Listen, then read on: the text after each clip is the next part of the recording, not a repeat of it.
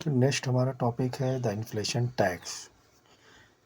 देखो, इसको समझने के लिए पहले थोड़ा सा एक सिचुएशन हम एक्सप्लेन कर रहे हैं, जिससे कि आपको इस इन्फ्लेशन टैक्स अच्छे से समझ में आ जाए। गवर्नमेंट क्या करती है, बजट निकालती है हर हर साल या हर 5 साल में। ठीक है, वो बजट निकालती है। अब वो बजट में क्या होता है, गवर्नमेंट के एक्सपेंडिचर होते हैं। गवर्नमेंट में क्या होते हैं, एक्सपेंडिचर होते हैं, बराबर। और वो उन एक्सपेंडिचर को पूरा करने के लिए गवर्नमेंट के पास कुछ रिसिप्ट्स होनी चाहिए। क्या होनी चाहिए, रिसिप्ट्स होनी चाहिए। पैसा आने का सोर्स होना चाहिए। ये तो पैसा जाने का सोर्स है, तो ये पैसा आने का सोर्स। अब पैसा आने का सोर्स क्या होता है, मेन तो होता है टैक्स। टैक्स हुआ, स्टैम्प ड्यूटी जो बनती है ना, हाउस टैक्स हो गया, स्टैम्प ड्यूटी हो गई, ठीक है, फाइन्स हो गए, चार्जेस हो गए, ये सब है ना, रिसिप्ट्स होती हैं यहाँ पे गवर्नमेंट के। और गवर्नमेंट की अपनी खुद की भी कुछ कंपनीज हैं, जैसे रेलवे हुआ या और भी थोड़ी बहुत जो गवर्नमेंट के हाथ में कंपनी है। अब तो ज़्यादातर प्राइवेट के हाथ में चली गई। तो गवर्नमेंट के हाथ में जो भी कंपनी है, उसके जो बेनिफिट्स होता है वो रिसिप्ट में आ जाता है कि भाई ये रिसिप्ट हो गई हमारी। ठीक है ना, ये हमारी क्या हो गई, रिसिप्ट हो गई।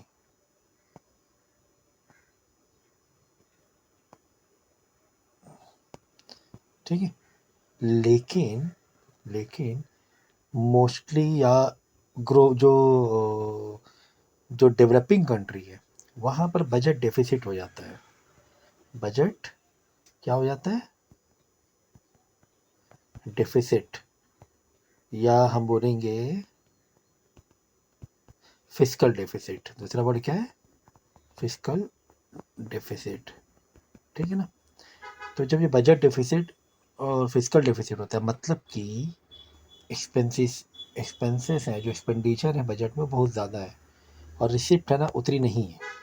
एग्जाम्पल के तौर पे एक्सपेंडिचर जो है वो 10 बिलियन है, समझाने के लिए आपको बोल रहे हैं, और रिसिप्ट है 8 बिलियन। ठीक है ना, रिसिप्ट क्या, 8 बिलियन, सारी टैक्स भी ले लिया और stamp duty and all fine, और उसके जो भी प्रॉफिट्स है 8 बिलियन। तो 10 माइनस 8, 2 बिलियन का क्या हो गया, बजट। जैसे इंडिया जैसी कंट्री में हर साल बजट डेफिसिट होता ही है, फिजिकल डेफिसिट होता है। तो सब 2 बिलियन डेफिसिट हो गया, या कम पड़ गया पैसों का। अब गवर्नमेंट इन पैसों कहाँ से लेगी, ऑलरेडी टैक्स तो ले ही चुकी है पहले ही।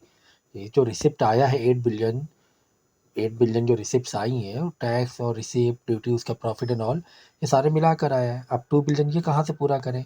अब इसके पास कुछ रास्ते हैं कि जो डेफिसिट्स है उसको गवर्नमेंट कहाँ से कवर अप करेगी। कहाँ से कवर अप करेगी भाई, एक तो क्या कर सकते हैं, बोरविंग कर सकते हैं, लोन ले सकते हैं, या तो इंटरनल, या तो इंटरनल, दोनों तरीके हैं। या तो इंटर अपने कंट्री में लोन ले दूसरी बैंक से, ये करती है गवर्नमेंट, आरबीआई से, या दूसरी जो फाइनेंशियल इंस्टीट्यूशंस हैं वहाँ से, या फिर एक्सटर्नल यानी कि वर्ल्ड बैंक से ले ले, या दूसरे कंट्री से उधार ले ले, एक्सटर्नल बोरोविंग होता है। ठीक है ना, ये तो एक बोरोविंग एक सोर्स है। दूसरा और क्या सोर्स हो सकता है, इंटरनल बोरोविंग हो गया, एक्सटर्नल बोरोविंग हो गया। गवर्नमेंट भी डिफिसिट कैसे पूरा कर सकती है, सोचो सोचो सोचो। कुछ एक्सटर्नल एड, मतलब एड्स भी होते हैं, एक्सटर्नल हेल्प भी होती है, वो वर्ल्ड बैंक देती है। जो डेवलपिंग कंट्री या अंडर डेवलपिंग कंट्री होते हैं, उनको मदद के तौर पे एक्सटर्नल एड्स होते हैं। ठीक है ना, तो ये हो गया। तो भी अब यहाँ से भी चीज़ें पूरी नहीं हो रही हैं, तो गवर्नमेंट के पास एक और सोर्स, क्योंकि भाई ये जो डेफिसिट है, ये 2 बिलियन कम पड़े, ये तो पूरा ही करना है ना। पेमेंट तो भाई गवर्नमेंट ने ब्रिज बनवा दिया है ना, ब्रिज बनवा दिया 100 करोड़ का, गवर्नमेंट के पास 80 करोड़ है, तो 20 करोड़ तो उसको कॉन्ट्रैक्टर को देना ही देना, हर हाल में गवर्नमेंट होल्ड नहीं कर सकती उसको। वो बिल क्लियर करना ही होता है, तो कहीं से तो गवर्नमेंट ला के देना पड़ेगा गवर्नमेंट को। जो भी फिजिकल डेफिसिट हो रहा है, कहीं से उधार लाए, वर्ल्ड बैंक से ले, इंटरनल उधार ले, कुछ भी करे, एड्स ले, किसी की हेल्प ले। तो एक और गवर्नमेंट का एक और डेफिसिट पूरा करने का एक रास्ता है, उसको बोलते हैं प्रिंटिंग करेंसी। प्रिंटिंग करेंसी, तो हम लोग प्रिंटिंग करेंसी पर ही डिस्कस करेंगे। ठीक है, तो इसीलिए थोड़ी सी सिचुएशन मैंने पहले से बता दी, जैसे कि आपको यू नो फील आ जाए, एक चैप्टर अंडरस्टैंडिंग आ जाए कि हाँ यार ये हम लोग ये क्यों कर रहे हैं, तो ये रीज़न होता है। तो अब आ जाओ भाई प्रिंटिंग करेंसी में कि इन्फ्लेशन टैक्स क्या होता है। अब गवर्नमेंट तो ऑलरेडी टैक्स ले रही है, ठीक है, ऑलरेडी गवर्नमेंट टैक्स ले रही है ऑफिशियली, जो भी इसका डिक्लेयर है टैक्स से क्लॉज में जितना भी जो परसेंटेज एंड ऑल, वो टैक्स तो ले रही है गवर्नमेंट, लेकिन फिर भी गवर्नमेंट के पास अभी भी पैसे कम पड़ रहे हैं। और एक्स्ट्रा टैक्स डायरेक्ट तौर पे लेगी तो पब्लिक से क्या बोल के लेगी, क्यों पब्लिक टैक्स देगी? देखो पब्लिक ऑलरेडी टैक्स दे चुकी है, तो ऐसे तो नहीं देगी, गवर्नमेंट का रेपुटेशन डाउन होगा, तो गवर्नमेंट को भी अपना एक रेपुटेशन बना के रखना है, तो वो बैक साइड से टैक्स लेगी, हिडन टैक्स कह सकते हो, हिडन टैक्स लेगी गवर्नमेंट अपने पूरा करने के लिए, डेफिसिट पूरा करने के लिए। हिडन टैक्स ऐसे लेगी, गवर्नमेंट क्या करेगी, करेंसी जो है वो ज़्यादा छापने लगेगी। जब करेंसी ज़्यादा छापेगी तो इन्फ्लेशन भी बढ़ेगा, इन्फ्लेशन बढ़ेगा तो परचेजिंग जो पावर है लोगों की वो डाउन होगी, है ना। लोगों को अब ज़्यादा पैसे देने पड़ेंगे एक सामान खरीदने के लिए, इससे पहले 1000 देना पड़ रहा था, 1200 देना पड़ेगा, ठीक है, परचेजिंग पावर डाउन होगा। तो लोगों के पास करेंसी तो गवर्नमेंट ने छाप दिया एक्स्ट्रा, तो गवर्नमेंट ने करेंसी छाप कर, जो गवर्नमेंट ने करेंसी एक्स्ट्रा ये किया है, इन्फ्लेशन को बढ़ गया उसकी वजह से, क्योंकि गवर्नमेंट को पैसे चाहिए थे, लेकिन पैसे गवर्नमेंट ऐसे नहीं ले सकती ना। आप सोचो कि सर वो प्रिंटिंग तो मशीन है, गवर्नमेंट ऐसे पैसे रख लें, ऐसा नहीं कर सकती गवर्नमेंट। वो इकोनॉमिक में उसका रोल इकोनॉमिक साइकिल में होना ज़रूरी है, ठीक है ना, इकोनॉमिक साइकिल में उसका रोल होना ज़रूरी है। तो और अगर गवर्नमेंट वैसे ही डायरेक्ट पैसे रख ले तो पैसों क्या करेगी, जैसे मैंने पहले भी कहा कि जितना गुड्स के प्रोडक्शन है उसी हिसाब से ही करेंसी ये की जाती है, छापी जाती है। तो अब ये करेंसी छाप कर क्या क्या प्रोडक्शन बढ़ थोड़ी ना गया है, प्रोडक्शन नहीं बढ़ा, लेकिन लोगों की गवर्नमेंट ने परचेजिंग पावर कम कर दी है। पहले जो चीज़ लोगों को 1000 देना पड़ रहा था, अब वही सामान खरीदने के लिए 1200 देना पड़ रहा है, तो ये 200 रुपीज़ एक्स्ट्रा हुआ ना। तो यही होता है इन्फ्लेशन की गवर्नमेंट रख लेती है, गवर्नमेंट घूम के गवर्नमेंट के पास पहुंच जाता है, इस पर जो टैक्स होता है इसी बोलते हैं इन्फ्लेशन टैक्स। तो लोगों को मनी सप्लाई बढ़ाई गवर्नमेंट ने, कैसे मनी सप्लाई बढ़ाई, तो भाई बैंक रेट, आरबीआई ने तो बैंक रेट घटा दिया और करेंसीज को मार्केट में निकाला, ठीक है, लोगों को लोन दिया। जब लोगों को लोन देगी तो कहाँ से देगी, वो जो करेंसी होगी, वो जो नोट होंगे वो गवर्नमेंट के पास होने चाहिए। अगर लोग लोन मांग रहे हैं क्योंकि लोन का रेट घटा दिया गवर्नमेंट ने, तो वो करेंसी छापती है फिर, हाँ भाई लोगों को लोन दो तुम, तो लोगों को लोन दो तो करेंसी जो छापा है वो अकाउंटेबल हो गया ना, अकाउंट में आ गया। ऐसे नहीं छाप के अपने पास नहीं रख सकती, कोई मतलब नहीं उस चीज़ का।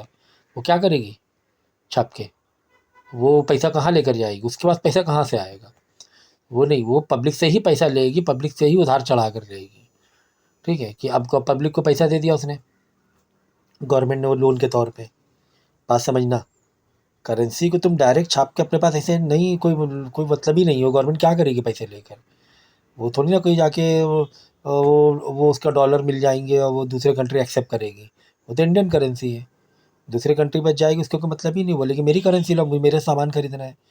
समझो कि इंडिया गया कतर कुवैत के पास कि भाई मैं पेट्रोल दो डीजल दो, बोलेगा मेरे को मेरा करेंसी दो या डॉलर दो, हम डॉलर से बदल के अपनी करेंसी ले लेंगे, जो डॉलर एक्सचेंजेबल इंटरनेशनली है, ठीक है ना। तो तुम तुम्हारे रुपीज़ मत दो, तुम मेरा पैसा दो, मेरी करेंसी दो, तो वो जो एक्स्ट्रा जो पैसे छाप के करेगी क्या गवर्नमेंट।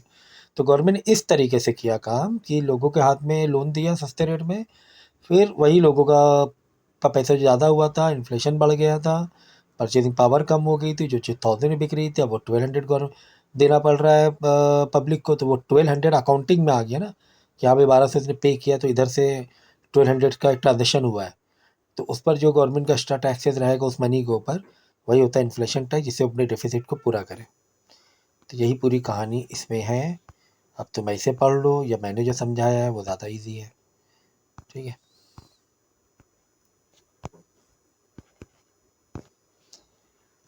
इसके बाद देखो फिशर इफेक्ट। फिशर इफेक्ट क्या होता है, हम्म, सारी चीज़ें देखो, मनी ग्रोथ यानी मनी चालू में रहे, जितनी भी चीज़ें जुड़ी हैं ये मनी की सप्लाई, इन्फ्लेशन, इन्हीं से सारे टर्म जुड़े हुए हैं, ठीक है। अब देखो फिशर इफेक्ट होता क्या है कि समझो मार्केट में इन्फ्लेशन बढ़ गया। क्या बढ़ गया? इन्फ्लेशन मार्केट में बढ़ गया। ओके, इन्फ्लेशन बढ़ गया। जो लोन, जो लेंडर है, जो लोन प्रोवाइडर है, ठीक है ना, वो पहले 5% इंटरेस्ट ले रही थी। समझो उसका लोन पे इंटरेस्ट रेट कितना था? 5% था। ओके, रेट 5% था। लेकिन यहाँ पर इन्फ्लेशन हो गया 8%, महंगाई बढ़ गई। और लेंडर जो है वो तो लोन 5% पे दे रहा है भाई, उसका नुकसान नहीं हो जाएगा? वो कहाँ से अपने खर्चा पूरा करेगा? उसको तो पैसे कम मिल रहे हैं और इन्फ्लेशन तो 8% पर है। तो जो लेंडर होगा वो क्या करेगा? इस रेट को बढ़ाएगा भाई, इन्फ्लेशन से प्लस करके चलेगा जी, उससे वो तो अपना खर्चा भी तो निकाले। वो 5 को 9% कर देगा कि भाई ये इन्फ्लेशन बहुत महंगा हो गया है, मतलब इन्फ्लेशन बहुत आगे बढ़ गया है, हम तो अपने 5% में खर्चा ही नहीं पूरा कर पाएंगे, मुझे जो 5% इंटरेस्ट के तौर पर मिलेगा, अब मेरा क्या फ़ायदा? जो चीज़ 50 की मिल रही थी वो अब 54 की मिल रही है, 8% बढ़ गया। और यहाँ पे मुझे 52 पे मिल रहा है, बाकी 4 रुपये 6 रुपये जो भी है मैं कहाँ से पूरा करूँगा? तो उस इन्फ्लेशन को मीट कराने के लिए जो लेंडर लोन का जो रेट बढ़ाता है, देखो ये थोड़े नोट्स आपको बनाना पड़ेगा, ठीक है। और एक इम्पॉर्टेंट चीज़ याद रखो कि जो टॉपिक मैं पढ़ा रहा हूँ, जो लेक्चर के नंबर दे रहा हूँ, जैसे मनी ग्रोथ 1 2 3, तो मनी ग्रोथ 3 में मैंने कौन से पॉइंट डिस्कस किए, ये आपको नोट एक प्रॉपर बनाना पड़ेगा।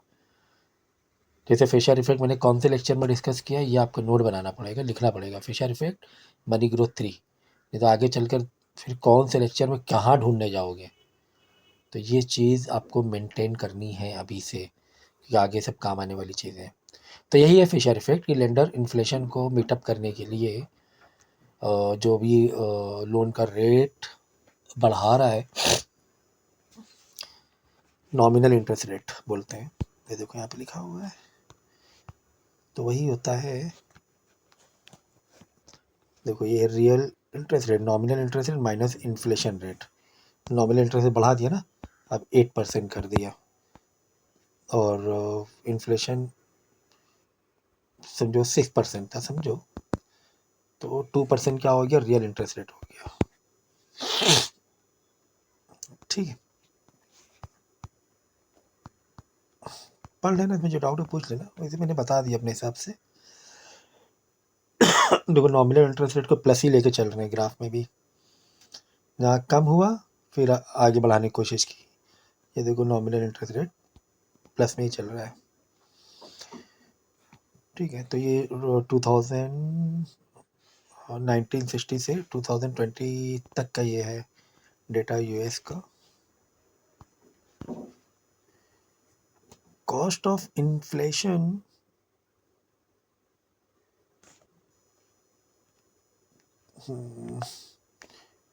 ओके, कॉस्ट ऑफ इन्फ्लेशन क्या है देखो,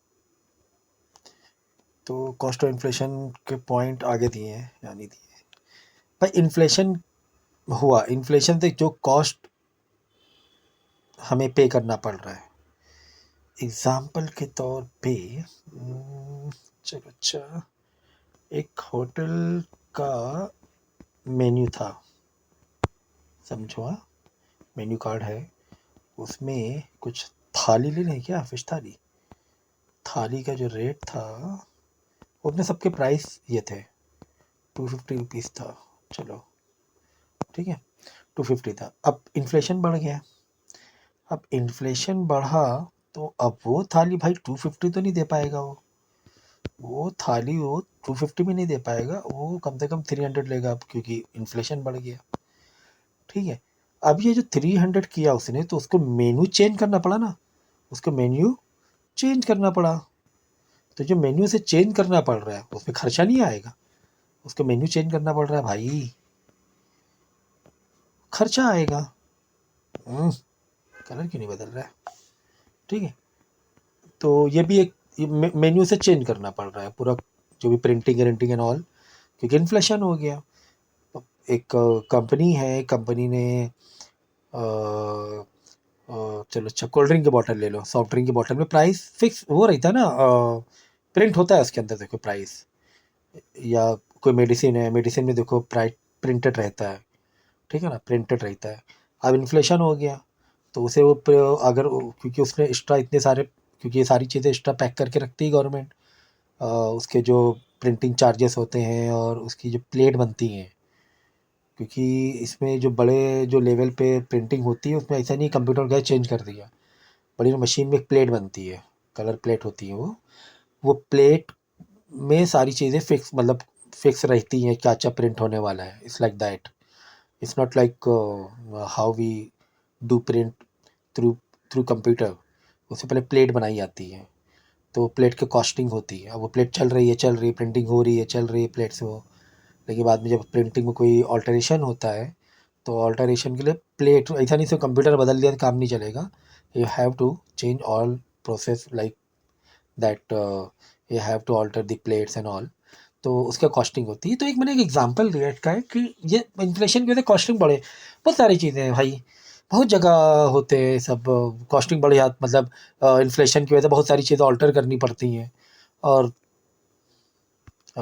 मेन्यू नए लगाओ, नए प्रिंटिंग जो भी है, तो ये वही कॉस्ट होता है एक तरीके से, वही इन्फ्लेशन कॉस्ट होता है। इसका पॉइंट पता नहीं आगे दिया है कि नहीं दिया है। ये है for a fall in purchasing power. ये तो पता ही है आपको कि रियल परचेजिंग पावर कम हो जाती है इन्फ्लेशन से। भाई जो एप्पल पहले 100 में मिल रहा था 1 kg, अब वो कह रहा है भाई 150 से कम नहीं मिलेंगे। अब देखो यही सब कॉस्ट है जो जो इन्फ्लेशन को। अब देखो शूल, वो जो कॉस्ट था मेन्यू कॉस्ट था, जो मैंने अभी होटल या रेस्टोरेंट का एग्जांपल दिया था, या जो भी है बॉटल्स हैं सब प्रिंटिंग बदलनी पड़ रही है सब, तो जैसे वैसे उसे वो मेन्यू कॉस्ट है। ये शू लेदर कॉस्ट ये होता है कि इसमें भी देखो ये भी इन्फ्लेशन कॉस्ट है। इन्फ्लेशन की वजह से भाई भरपाई करनी पड़ेगी तुम्हें, क्या भरपाई करनी पड़ रही है। शू लेदर कॉस्ट देखो, शू लेदर कॉस्ट में होता क्या है कि भाई इन्फ्लेशन तो बढ़ता ही आ रहा है, इन्फ्लेशन बढ़ता ही आ रहा है। तुमने क्या किया था, पहले घर पे पैसे रखे हुए थे, तुम्हें कोई टेंशन नहीं थी, 10 के घर पे रखे हुए थे, ठीक है ना। अब क्या भाई इन्फ्लेशन बढ़ता ही आ रहा है, तुम्हारी ये 10 की तो वैल्यू कम होती जा रही है, क्या तुम घबराओगे नहीं? तुम घबराओगे, अरे यार अब 10 के जो रखे मैंने, जो चीज़ें 10 के में मिल रही थी अब तो 10 के में मिलेगी नहीं, तो मेरी वैल्यू डाउन हो रही है।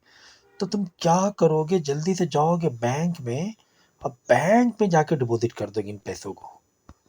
तो भाई कम से कम बैंक में डिपॉजिट रहेंगे पैसे, इन्फ्लेशन के अकॉर्डिंग कुछ तो इंटरेस्ट रेट हमें मिलेगा, 10 के की वैल्यू बढ़ेगी ना, बैंक में पैसा रखा रहेगा तो।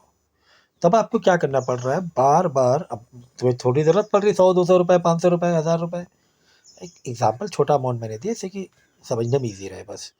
तो आप क्या करते हो, बार बार बैंक जाते हो, बैंक कैसे जाओगे भाई, नंगे पैर चले जाओगे क्या? तो शूज़ पहन के बार बार बैंक जाते हो, मैं 100 200 500 निकाला, अपने खर्चे पूरे किए। अब तो खैर मोबाइल का ज़माना आ गया है, लेकिन ये सब तो पहले नहीं था ना ऐसा। तो शूज़ पहने आपने, शूज़ पहन के बैंक, तो एक प्रेस है शू लेदर कॉस्ट, एक प्रेस से तुम्हें एक पूरा ये कॉन्सेप्ट समझाया गया है कि आप जाके अपना पैसा निकालते हो थोड़ा बहुत और खर्चा करते हो, बाकी बैंक में ही रखे रहने देते हो, जिससे कि वैल्यू उतनी डाउन ना होने पाए, कुछ एक इंटरेस्ट रेट हमें मिलता रहे। तो यही क्या है, शू लेदर कॉस्ट है। मैंने आपको बहुत बहुत बहुत ईजी तरीके से चीज़ों को समझा दिया है, ठीक है। अब ये पूरा आर्टिकल जो भी दिया है इसको पढ़ना, और इसमें से जो डाउट, क्योंकि भाई लाइन वाइज तो मैं नहीं पढ़ा पाऊँगा भाई, वो आपको डाउट पूछने पड़ेंगे फिर, ठीक है। मैंने इजी तरीके से सारी चीज़ समझा दी हैं, अब तुम पढ़ोगे समझ में आ जाएगा तुम्हें। मेन्यू कॉस्ट तो मैंने अभी तो बताया भाई, देखो यहाँ पे लिखा भी कैटलॉग एंड ऑल, ये देखो है ना, प्राइस लिस्ट कैटलॉग सब दोबारा बनवाना पड़ेगा।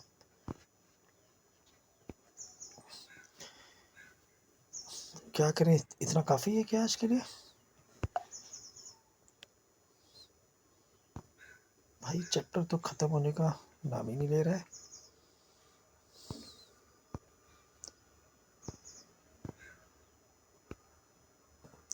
कोई बात नहीं,